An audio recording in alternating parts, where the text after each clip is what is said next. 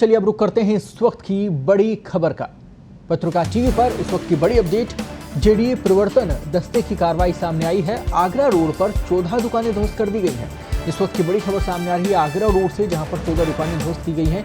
Ecological zone में पक्के निर्माण कर लिए गए थे, पाबंद करने के बाद भी निर्माण किए गए। इस वक्त की बड़ी खबर, जेडीए प्रवर्तन दस्ते की कार्रवाई अभी तक सामने आई है। आपको बता दें कि आगरा रोड पर 14 दुकानें ध्वस्त की गई हैं और पक्का निर्माण यहां पर कर लिया गया था, जबकि इकोलॉजिकल जोन में बनाए गए थे निर्माण और वहां निर्माण करने की अनुमति नहीं है। पाबंद करने के बाद में भी निर्माण किए गए और अब कार्रवाई इसको लेकर कर दी गई है। जेडीए प्रवर्तन दस्ते ने यह कार्रवाई की है।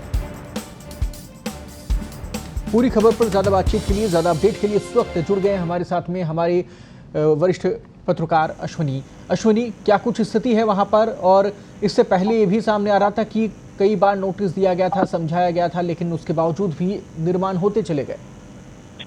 जी कृपाशंकर जी, जिस तरीके से जो आगरा रोड है वो इकोलॉजिकल जोन का हिस्सा है और वहां पे किसी तरह का कोई निर्माण, पक्का निर्माण नहीं किया जा सकता। और ये निर्माण आगरा रोड में ये मार्केट बनाई जा रही थी, करीब 14 दुकानें थी।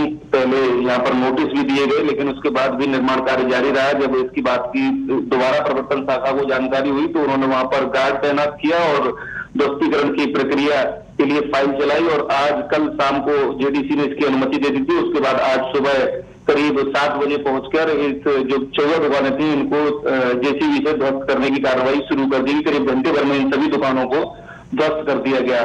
सबसे बड़ी चीज ये है कि लगातार कार्रवाइयों के बाद भी जो भूमाफिया हैं इकोलॉजिकल जोन में वो निर्माण कार्य करने से बाज नहीं आ रहे हैं। लगातार उनका निर्माण कार्य जारी है। जी अश्विनी, लेकिन एक और बड़ा सवाल यहाँ पर होता है कि आखिरकार कैसे ये निर्माण हो जाते हैं?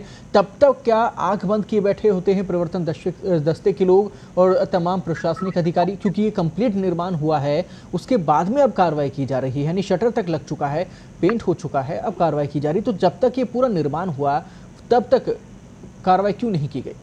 जी बिल्कुल सही सवाल है और इसमें कहीं ना कहीं जो सिस्टम है वही जिम्मेदार है। सिस्टम में जो अधिकारी हैं वो जिम्मेदार हैं। जब इसकी नींव रखी जाती है उसके उसी के साथ से ही जो लोग हैं वो शिकायत करना शुरू कर देते हैं। लेकिन जिस तरीके से जो रवैया रहता है अधिकारियों का, जो जिम्मेदार अधिकारी है जिनको जाके मौके पर देखना होता है और फिर जो प्रक्रिया होती है वो फाइल घूमती है, जोन में जाती है, फिर प्रवर्तन शाखा में आती है, फिर वो जेडीसी के पास जाती है। इस दौरान जो निर्माण करता है वो निर्माण रोकता नहीं, लगातार निर्माण करता रहता है। और इसके अलावा जो राजनीतिक दखल रहता है वो बहुत ज्यादा रहता है। तो कहीं ना कहीं एक राजनीतिक दखल है वो भी इसके लिए जिम्मेदार है। जितने जिम्मेदार अधिकारी है उतने जिम्मेदार जो राजनीतिक दखल में भी रहता है।